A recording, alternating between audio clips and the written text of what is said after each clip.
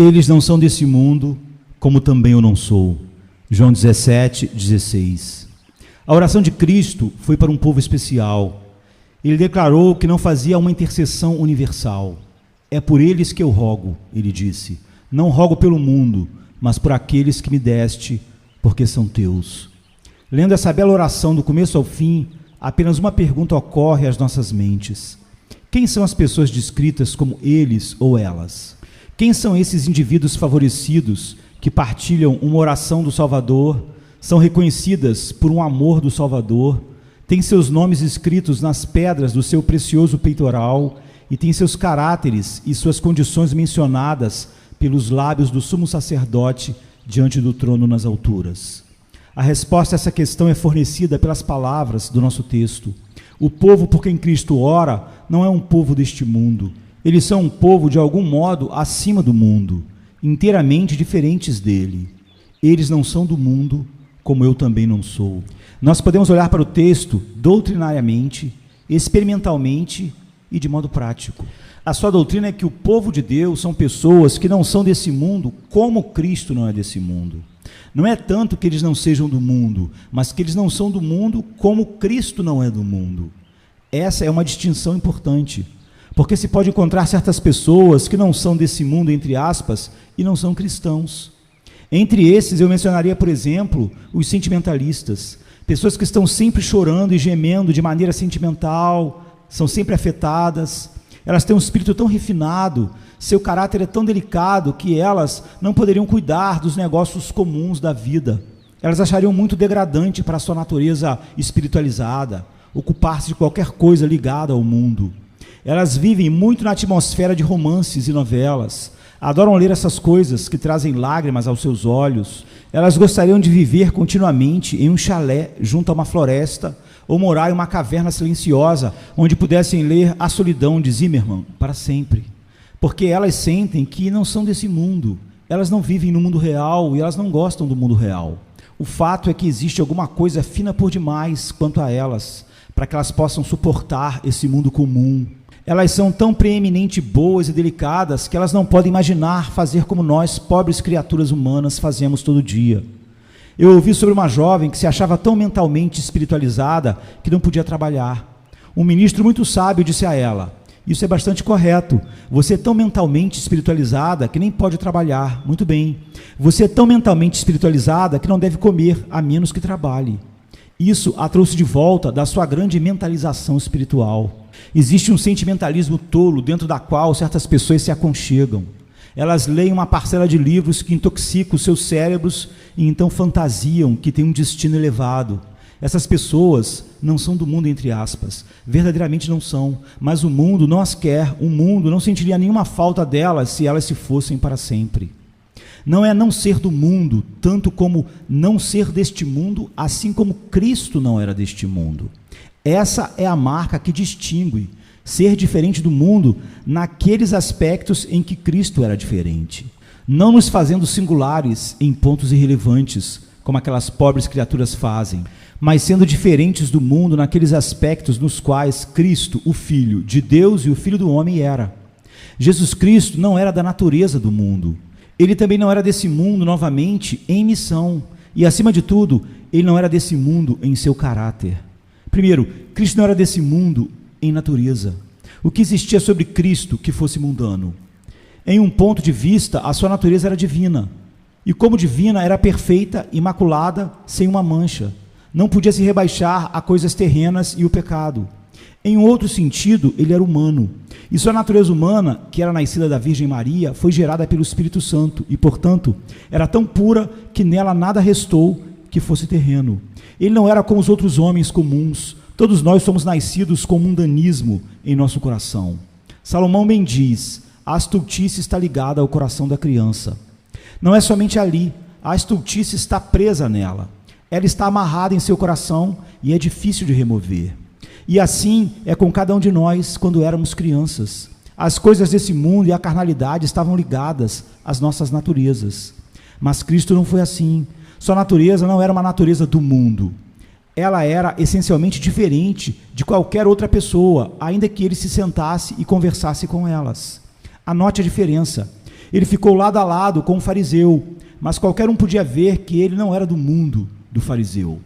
Ele se sentou com a mulher samaritana, e ainda que ele tenha conversado com ela muito livremente, quem é que falha em ver que ele não era do mundo da mulher samaritana? Não um pecador como ela. Ele não era como nenhum outro homem pecador. Ele se misturou com os publicanos. Não, ele se sentou na festa dos publicanos e comeu com publicanos e pecadores. Mas vocês poderiam ver pelas santas ações e gestos peculiares que ali ele levava consigo que ele não era do mundo dos publicanos, ainda que tenha se misturado com eles. Havia alguma coisa tão diferente em sua natureza que você não poderia ter encontrado um indivíduo em todo o mundo que pudesse se sentar ao lado dele e ter dito: aí está, ele é do mundo desse homem. Não, nem mesmo João, ainda que ele tenha aprendido, recostado em seu peito e participado muito do Espírito do seu Senhor, seria exatamente daquele mundo ao qual Jesus pertencia. Porque mesmo ele, uma vez, com o Espírito irado, disse palavras com esse efeito: mande que venha fogo do céu e consuma a esses. Algo que Cristo não pôde suportar por um momento, e por aí ficou provado que ele era alguma coisa além até do mundo de João. Bem, amados, em algum sentido o homem cristão não é desse mundo, até mesmo em sua natureza. Eu não quero dizer em sua natureza corrupta e decaída, mas em sua nova natureza. Existe em um cristão alguma coisa declarada inteiramente distinta daquela de qualquer outra pessoa. Muitas pessoas acham que a diferença entre um cristão e um mundano consiste nisso. Um vai à igreja 2 vezes no domingo e o outro não vai mais que uma vez na vida. Um deles toma o sacramento e o outro não. Um presta atenção às coisas santas, o outro presta muito pouco atenção a elas ou nenhuma. Mas, amados, isso não faz um cristão. A distinção entre um cristão e um mundano não é meramente externa, mas interna. A diferença é de natureza e não de ações. Um cristão é diferente de um mundano como uma pomba o é de uma gralha. Ou um cordeiro é diferente de um leão. Ele não é do mundo até em sua natureza. Vocês não poderiam fazer dele um mundano. Vocês poderiam fazer o que quisessem. Vocês poderiam causar a sua queda em algum pecado temporário, mas não poderiam fazer dele um mundano. Não poderiam fazer dele um pecador como ele era antes. Ele não é do mundo pela sua natureza. Ele é um homem nascido pela segunda vez. Nas suas veias corre o sangue da família real do universo. Ele é um nobre. Ele é um filho nascido no céu. A sua liberdade não é daquelas meramente compradas, mas ele tem a sua liberdade em sua natureza de nascido de novo. Ele é essencialmente, inteiramente diferente do mundo. Existem pessoas agora aqui que são mais completamente distintas uma das outras do que vocês podem até mesmo conceber. Eu tenho uns aqui que são inteligentes e alguns que são ignorantes. Alguns que são ricos e alguns que são pobres. Mas eu não me refiro a essas distinções. Elas se dissolvem e viram em nada naquela grande distinção: morto ou vivo, espiritual ou carnal, cristão ou mundano. E se vocês são o povo de Deus, então vocês não são do mundo nas suas naturezas. Se é que vocês não são deste mundo, assim como Cristo não era deste mundo. Novamente, vocês não são do mundo em suas missões. A missão de Cristo nada tinha a ver com as coisas mundanas. Sois então um rei? Sim, eu sou um rei, mas o meu reino não é deste mundo. Sois um sacerdote? Sim, eu sou um sacerdote, mas o meu sacerdócio não é o sacerdócio que em breve porei de lado, ou que será interrompido como aqueles de outros têm sido.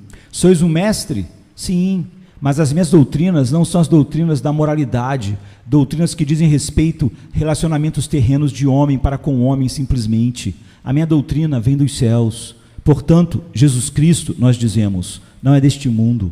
Ele não tinha uma missão a que pudesse ser dado o nome de mundana. Ele não tinha objetivo que fosse de algum modo mundano. Ele não buscava o seu próprio aplauso, sua própria fama, sua própria honra. Sua missão não era deste mundo. E crente, qual é a sua missão? Você não tem nenhuma afinal? Porque sim, homem, você é um sacerdote junto ao Senhor teu Deus. Sua missão é oferecer um sacrifício de oração e louvor a cada dia. Pergunte a um cristão o que ele é.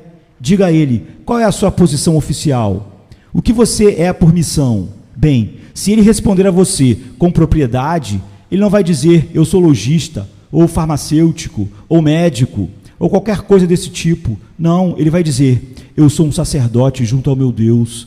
A missão para a qual eu sou chamado é ser o sal da terra. Eu sou uma cidade construída sobre um monte, uma luz que não pode ser escondida. Essa é a minha missão.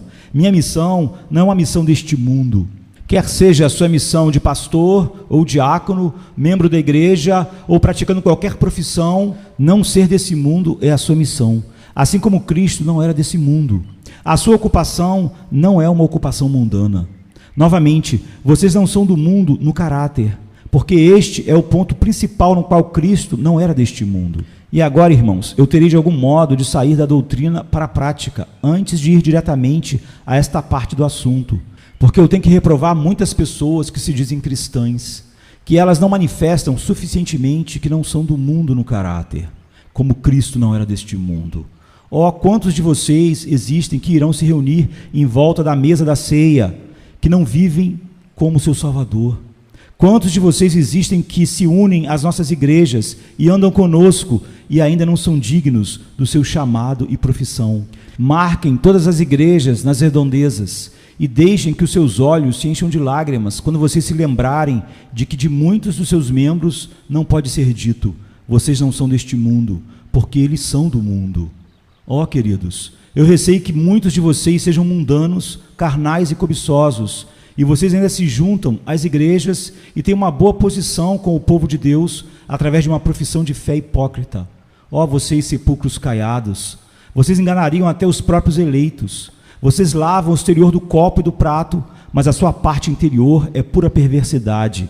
Ó, que uma voz pudesse assim falar aos seus ouvidos: aqueles a quem Cristo ama não são deste mundo, mas vocês são do mundo, portanto não podem ser dele, ainda que professem ser, porque aqueles que o amam não são como vocês.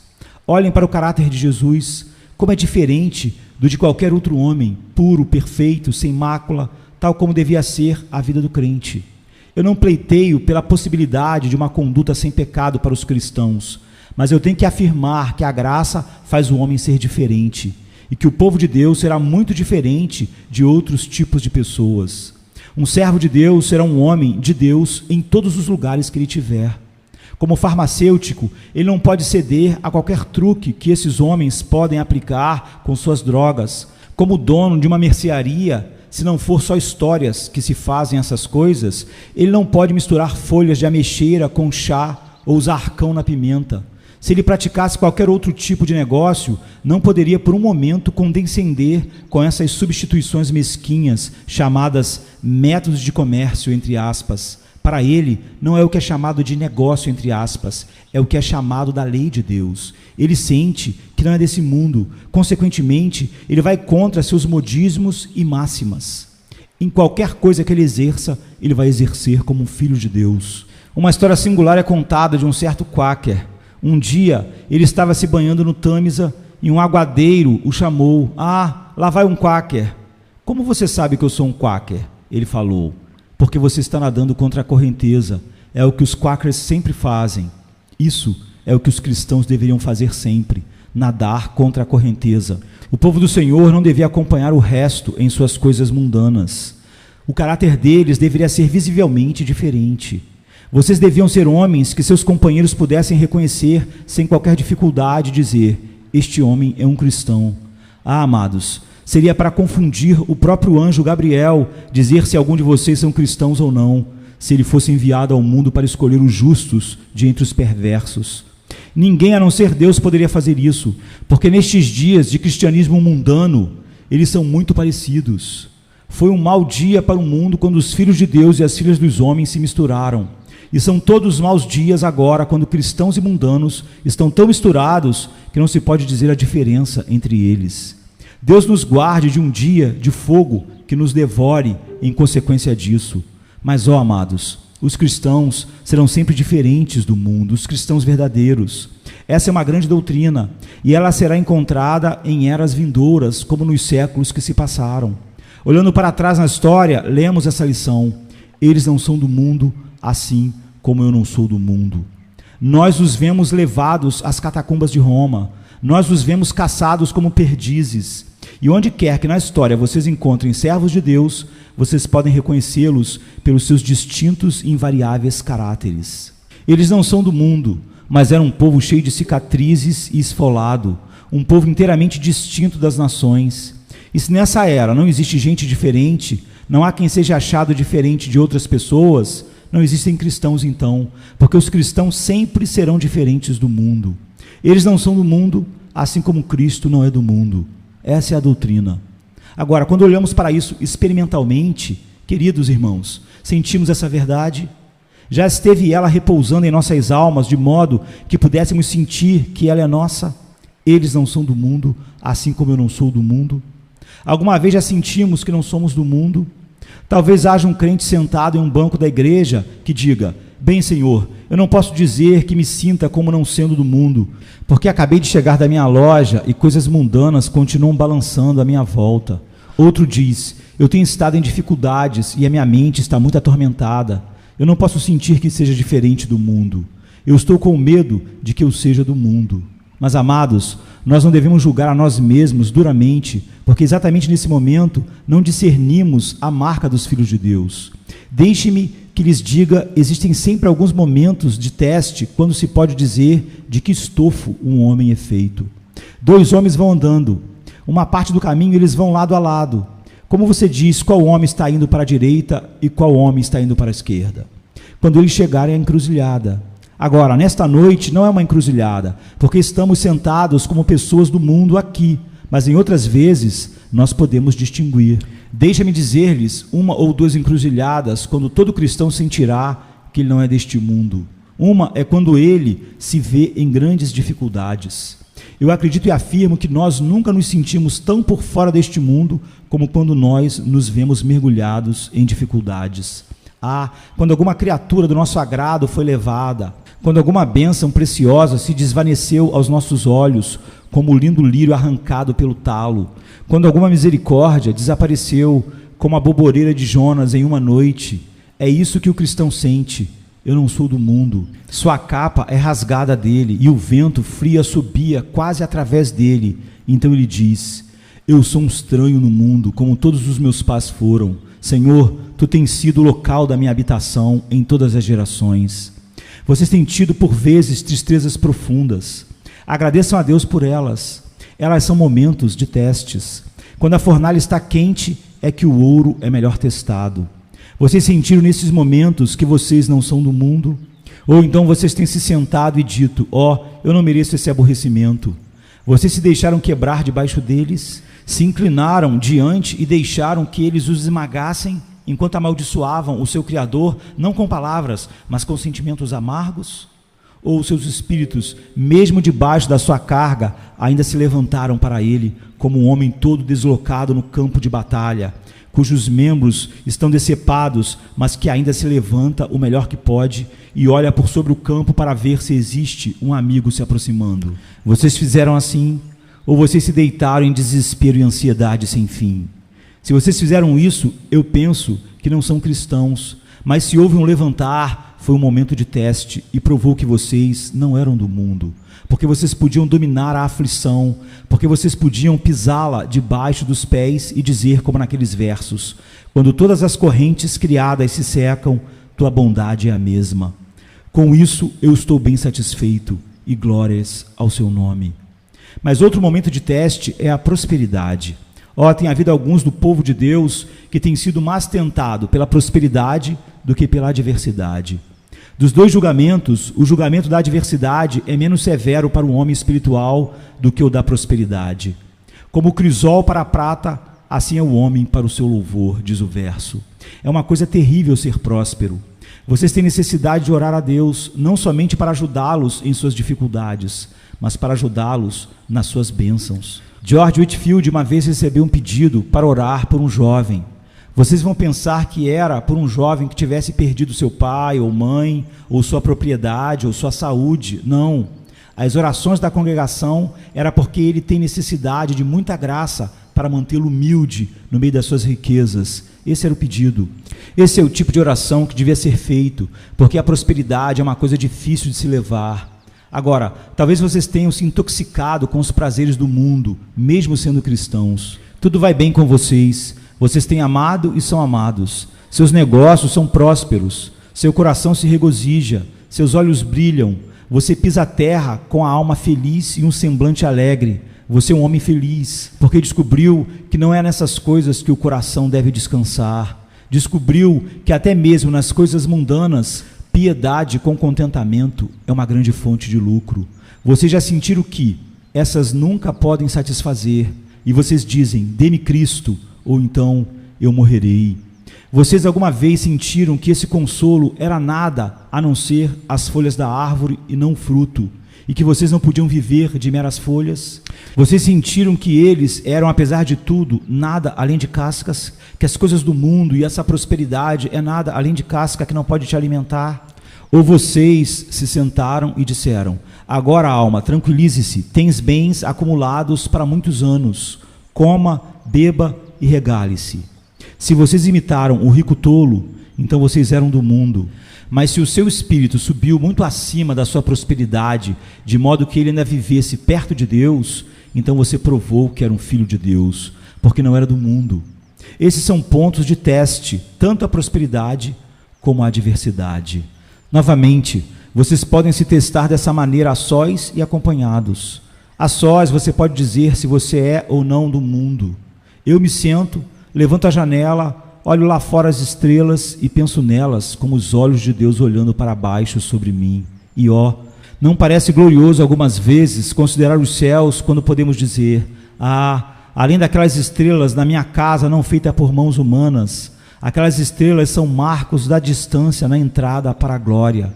E eu em breve pisarei o caminho resplandecente, ou serei carregado pelos serafins para longe além delas, e estarei lá. Você já sentiu, estando a sós, que você não é deste mundo? E a mesma coisa novamente em acompanhado? Amados, acreditem-me, companhia é um dos melhores testes para um cristão. Você é convidado para uma festa à noite. Várias diversões são providenciadas que não são consideradas exatamente pecaminosas, mas que certamente não podem vir sob o nome de diversão piedosa. Você se senta lá com os demais, existe um consenso de conversa fiada acontecendo. Você seria considerado puritano se protestasse. Você está ali, e não obstante tudo ter sido muito agradável, os amigos também, você não esteve inclinado a dizer, isso não é para mim. Seria melhor que eu estivesse em uma reunião de oração. Eu poderia estar com o povo de Deus, ao invés de nessas finas salas, com todas as finuras e delicadezas que poderiam ser providenciadas sem a companhia de Jesus. Pela graça de Deus, vou procurar me afastar de todos esses lugares, tanto quanto possível. Esse é um bom teste. Você irá provar deste modo que não é do mundo. E você pode fazer o mesmo de muitas outras maneiras, as quais eu não tenho tempo de mencionar. Você sentiu essa experiência, tanto que possa dizer, eu sei que eu não sou deste mundo, eu sinto isso, eu experimentei. Não fale de doutrina, dê-me doutrina fundamentada em experiência. Doutrina e experiência é o que nós queremos e é aquilo que nós temos quando o Espírito Santo habita em nós. A doutrina é boa, mas a experiência tem que acompanhar, porque senão não é nada. A doutrina experimental é a verdadeira doutrina que conforta e que edifica. E agora, finalmente, nós devemos aplicar isso na prática. Eles não são do mundo, assim como eu não sou do mundo. Primeiro, me permitam, homem ou mulher, aplicar isso a você. Você que é do mundo, cujas máximas, cujos comportamentos, cujos sentimentos, de quem todas as coisas são mundanas e carnais, ouça isso. Talvez você tenha feito uma profissão de fé. Ouça-me então, sua jactância sobre o cristianismo é tão vazia como um fantasma. E se irá quando o sol se levantar, como os fantasmas dormem em suas sepulturas ao cantar do galo. Você tem algum prazer nesse cristianismo que você professa, por meio do qual você é exibido e que você carrega por aí como um disfarce e usa como camuflagem para os seus negócios e uma rede para receber louvor e elogios. Mas você ainda é mundano como os outros homens. Então eu lhe digo, se não existe distinção verdadeira entre você e o mundo, a condenação que é para o mundo será a sua condenação. Se você fosse marcado e vigiado, seu vizinho comerciante agiria como você, e você agiria como ele. Não há distinção entre você e o mundo. Então me ouça, é a verdade solene de Deus, você não é dele. Se você é como o resto do mundo, você é do mundo. Você é um bode, e como os bodes será amaldiçoado, porque o carneiro pode sempre ser diferenciado dos bodes pela sua aparência. Ó, vocês homens mundanos, vocês que professam a carne, vocês que lotam as nossas igrejas e enchem os nossos lugares de adoração. Isso é a verdade de Deus. Deixe-me dizê-lo solenemente. Se eu fosse dizer como devia, estaria chorando lágrimas de sangue. Vocês estão, com toda a sua profissão de fé, no bile da amargura. Com toda a sua jactância, vocês estão nos grilhões da iniquidade, porque vocês agem como os outros e chegarão onde os outros chegam. E será feito com vocês como com os mais notórios herdeiros do inferno. Existe uma velha história que uma vez foi contada sobre um ministro dissidente. O velho costume era que um ministro podia se hospedar em uma pousada e não teria que pagar nada pela cama e mesa. E quando ele fosse de um lugar para outro para pregar, nada lhe era cobrado pelo transporte em que ele viajasse. Mas numa ocasião, um certo ministro parou em uma hospedaria e foi dormir. O proprietário ficou ouvindo e não ouviu orações. Assim, quando ele desceu pela manhã, apresentou-lhe a conta. Eu não vou pagar isso, porque eu sou ministro. Ah, disse o proprietário, você foi para a cama ontem como um pecador e vai pagar esta manhã como um pecador. Não deixarei você ir sem pagar. Agora, isso me incomoda, que esse será o caso de alguns de vocês quando chegarem ao tribunal de Deus. Ainda que você finja ser um cristão, você agiu como um pecador, viveu como um pecador, amando o pecado. E cairá também como um pecador. Suas ações eram injustas, elas eram distantes de Deus. Seu coração não se deleitava nele. E você terá uma porção com aqueles cujo caráter eram como o seu. Não vos enganeis, é fácil ser enganado. Com Deus não se brinca.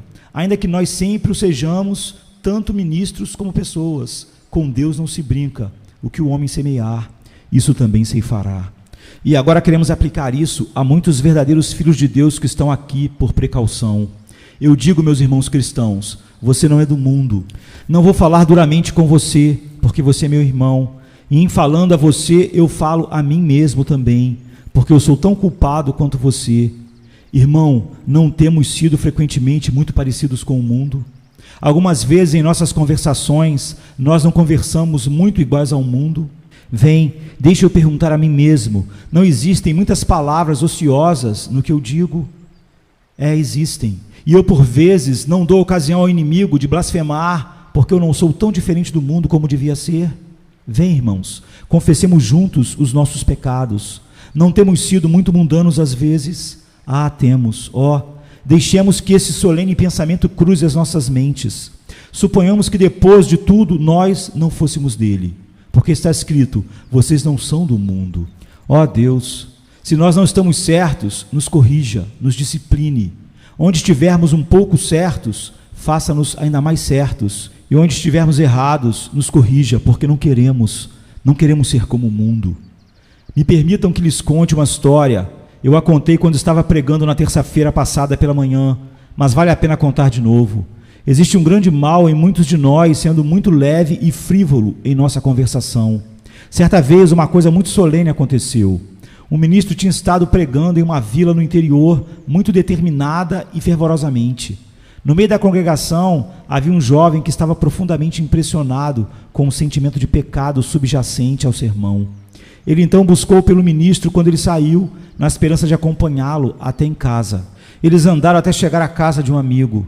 No caminho, o ministro tinha falado de qualquer coisa, exceto o assunto sobre o qual ele havia pregado, ainda que ele tivesse pregado com muita determinação e até com lágrimas nos olhos. O jovem pensou consigo mesmo, eu queria poder descarregar meu coração e falar para ele, mas não posso. Ele não diz agora qualquer coisa sobre o que falou no púlpito. Quando eles estavam jantando naquela noite, a conversa estava muito longe do que ela deveria ser, e o ministro cedeu em todo tipo de anedotas e ditos jocosos. O jovem tinha entrado na casa com os olhos cheios de lágrimas, se sentindo como um pecador devia se sentir, mas tão logo ele estava do lado de fora, depois da conversa, ele bateu o pé no chão e disse, é uma mentira do começo ao fim. Aquele homem pregou como um anjo e agora ele conversou como um demônio. Alguns anos depois, o jovem foi tomado por uma enfermidade e mandou chamar esse mesmo ministro. O ministro não o reconheceu.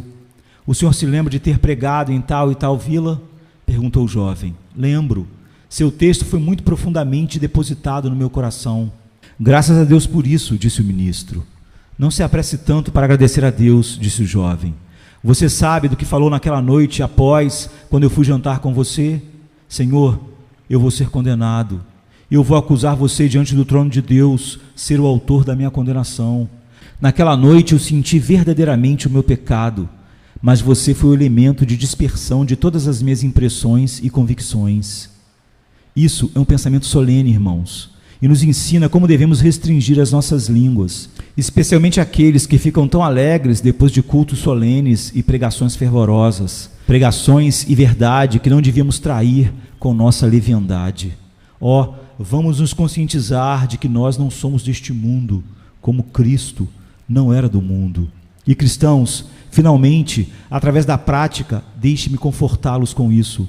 Vocês não são do mundo, porque o seu lar é no céu. Estejam contentes de estar aqui por um pouco. Vocês não são do mundo e irão à sua cintilante herança. Um homem em viagem vai a uma hospedaria e é bastante confortável. Bem, diz ele, eu não vou ter que ficar aqui muitas noites. Eu tenho que dormir aqui apenas essa noite. Eu estarei em casa pela manhã. Assim eu não me importo de um pernoite ser um pouco desconfortável. Portanto, cristão, esse mundo nunca é muito confortável. Mas lembre-se, você não é deste mundo.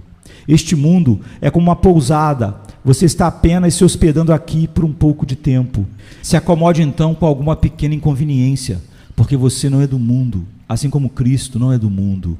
E pouco a pouco, muito além, você será reunido na casa do seu Pai e descobrirá que lá existe um novo céu e uma nova terra, providenciados para aqueles que não são do mundo. Amém. Amém. Come to me, you weary one, and I will give you rest.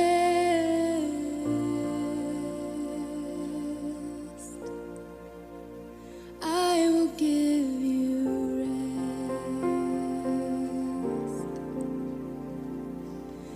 Come